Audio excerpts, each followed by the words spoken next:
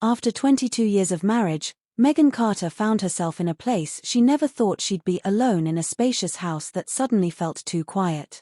Her husband, Richard, had taken a consulting job overseas that required him to be away for nearly a year. Though the decision was mutual, as they both knew it would help them financially and give him the career boost he needed, Megan hadn't realized how difficult the days and nights would become. At 45, Megan wasn't just a wife. She was a former art teacher, a devoted gardener, and someone who loved to host small gatherings with neighbors and friends. But lately, all of that had dulled. The laughter in the house had faded, and silence had made a home of its own. Their 2 daughters were grown and lived in different states, and the once lively kitchen now only echoed the sound of the coffee machine. 3 months into Richard's departure, Megan took on a part-time job at the local community center, helping with an after-school program for teens. She wasn't in it for the money. She needed to feel useful, connected, and part of something. That's where she met Justin Blake. Justin was 17, tall, lean, and always carrying a sketchbook under his arm. He was quiet, polite, and noticeably different from the other teenagers. While the others played basketball or video games in the center's lounge, Justin often stayed behind in the art room, scribbling in charcoal or layering watercolors with unexpected precision. One rainy Thursday afternoon, Megan stayed late organizing the supply shelves. She found Justin still sitting at the table, lost in a pencil drawing of a bridge surrounded by trees. "That's beautiful," she said, gently walking up behind him. He turned, startled, then quickly smiled. "Thanks. It's something I saw when I visited my grandparents in Oregon. The bridge kind of stayed in my head." "You have a gift," she said warmly. "Have you thought about applying to art school?" Justin shrugged. "My mom says it's a waste of time. She wants me to do something real, like computers or plumbing." Megan frowned slightly. "Art is very real. It expresses things words can't." From that point on, a quiet bond began forming. Megan became someone Justin looked forward to talking to. He would linger after others had left, helping clean up or asking her for feedback on his drawings. He'd never had a mentor before, and Megan naturally filled that role. One Saturday, the center hosted a charity exhibition, and Megan encouraged Justin to enter one of his pieces. He hesitated but eventually agreed. His painting of a solitary tree on a hill, beneath a glowing sunset, ended up attracting the most attention. Megan beamed with pride, introducing him to local artists and community members.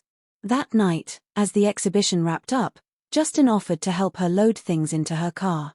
The rain had started again, drizzling softly on the parking lot. "Want a ride home?" she asked, noting how soaked his hoodie was. Justin hesitated. "You sure?" "Absolutely. It's cold out, and I don't want you catching something." She drove him to the modest townhouse he shared with his mother, but when they arrived, the windows were dark.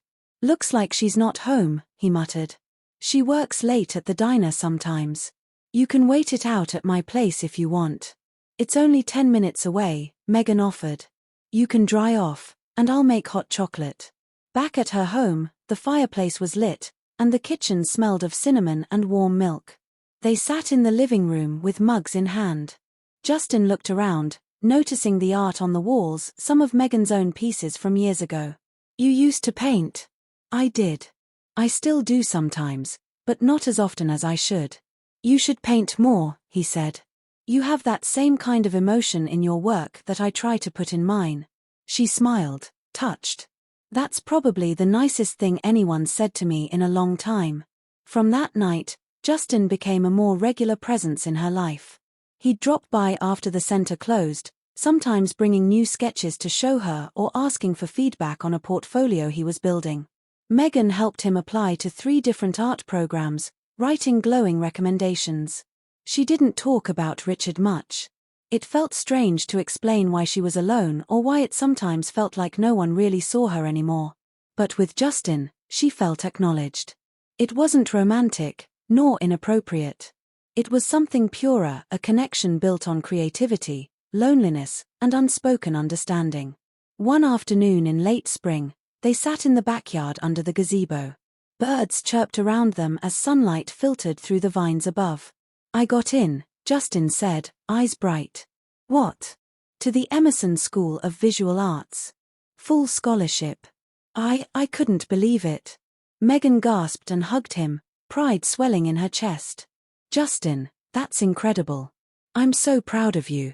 I never would have done this without you, he said quietly. No one ever believed in me the way you did. Tears welled in her eyes.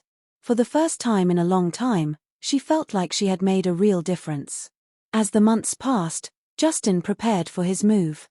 The two continued to spend time together, though now there was an air of finality hanging over their interactions. Megan knew this phase was ending. She was happy for him, truly, but a part of her feared the emptiness returning. On his last evening in town, he came by with a small canvas wrapped in brown paper. For you, he said. It's a thank you gift. She unwrapped it slowly, revealing a stunning painting, her backyard gazebo, bathed in soft light, with a lone figure sitting beneath it holding a sketchbook. Megan's voice caught. It's beautiful. You helped me find my voice. I wanted to capture where it all began. She placed the painting on the mantel. They shared a long embrace, one filled with warmth, gratitude, and a mutual respect that needed no words. After he left, Megan stood alone in her kitchen, the quiet pressing in. But this time, it felt different. Not hollow, but full of memories. Her heart no longer ached with loneliness. She walked to her art room, pulled out a blank canvas, and began to paint. For the first time in years, her hands moved with purpose. The house wasn't silent anymore, it was alive with possibility. She wasn't just an alone wife. She was Megan Carter, artist, mentor, and someone who had made a difference in a young life that would now go on to inspire others. And perhaps, that was exactly the companionship she needed all along.